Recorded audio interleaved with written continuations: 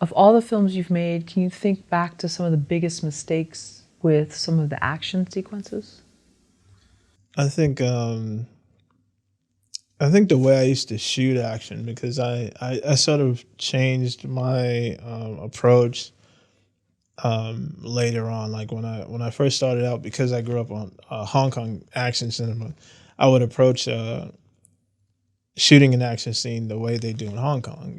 So they have a very particular style and a way that they like approach um, shooting action, and then um, so you kind of see that as like the Eastern way of doing it, right? And then I would look at Western films uh, and how they would shoot action, and it was very different. They in the West, it's more they shoot action more for coverage, and in the East, the shots are designed specifically for the technique that's being used at the time. And so later on, I was shooting the way they did in the East, and then I was like, well, there's a film I did, Call Me King, right? And I said, well, this is very much a Western film, and I just don't feel like the Eastern approach fits now, with this particular film. And so I ended up sort of marrying the two, like the way that Eastern films are shot and the way Western films are shot. So I used Eastern choreography or Hong Kong style choreography, but I shot it in a Western way. So that was where uh, I sort of married the two ideologies, and found that it was like really effective. I was like, oh, this is really dope. Like this is better. You know what I mean? So yeah, I stopped shooting the Eastern way, and I started just keeping the choreography or the influences of the East in terms of choreography, but shooting it in a more Western way, and it just felt more modern that way. Um, so yeah, I think that was the biggest lesson. I think over the years, like um, having shot and choreographed probably upwards to 300 fight scenes at this point. Um, I found that that was the most effective way to kind of give it a fresh approach. Like the choreography was fresh, but the Eastern way of shooting it was just a little over the top, I guess, like a little too much.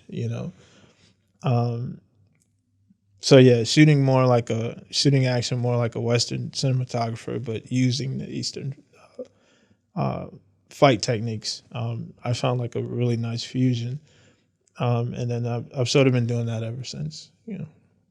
And speaking of Call Me King, got a distribution deal and was on Netflix. Mhm. Can you talk about how that happened? So yeah, we it actually started out as a web series before it got funded.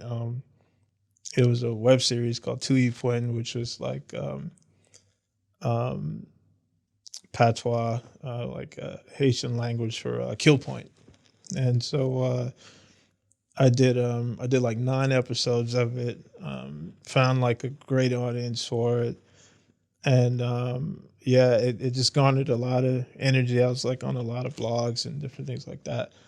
And I kind of set it up the way it was like an HBO type of show. Like I set it up like every Tuesday at 1, and I had a new episode come out, and um, all these blogs would do like reviews on each episode. It was really cool. It was actually the first web series I'd ever made, and so I there were some advantages, some things I liked about it, but there were some disadvantages because it was short, and I felt like there was more story I wanted to tell, but the format was so short I couldn't really say as much as I wanted, and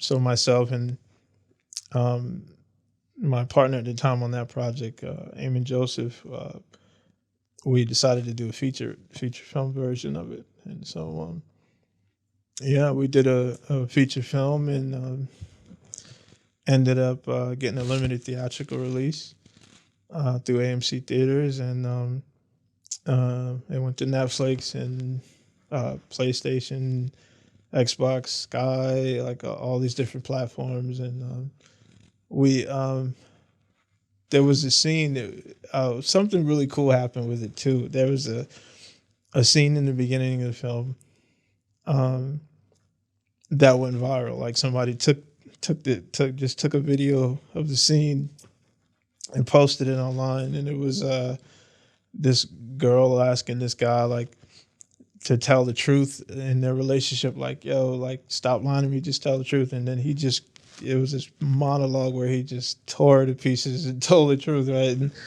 And somehow it just found its way online, and it garnered like 70 million views, like on this one scene. It was hotly like debated, and people were like, yeah, you tell her, and the women were furious, and it just became like this thing. And what was cool is like everybody kept going, well, what is this from? What, and everybody go, oh, this is Call Me King on Netflix. This was Call Me King on Netflix. Like this is Call Me, and so that's how it ended up pushing like Call Me King to over like 100 million streams like on Netflix, is because like this scene that went viral and people kept asking what it was.